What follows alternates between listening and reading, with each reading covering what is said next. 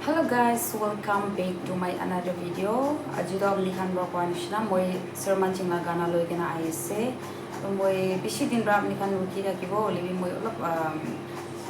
pola to sukhi raise olop sori raise athar rasta debi ruki jabo pare olibi please apni khan skip no korina side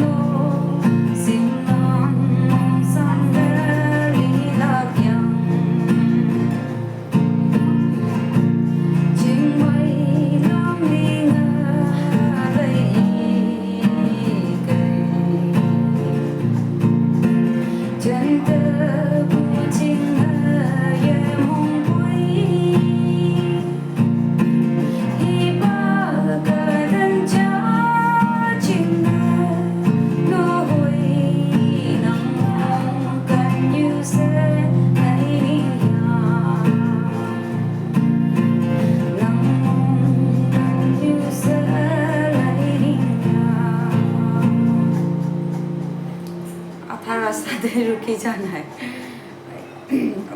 অলপ দুখ পাইছে মই না তো আপনি খান কমেন্ট করবি ভাল আছে নাই আর নেক্সট টাইম থেকে কি লাগানা করব তো আপনি খান কমেন্টসে কই দিন দে বাবা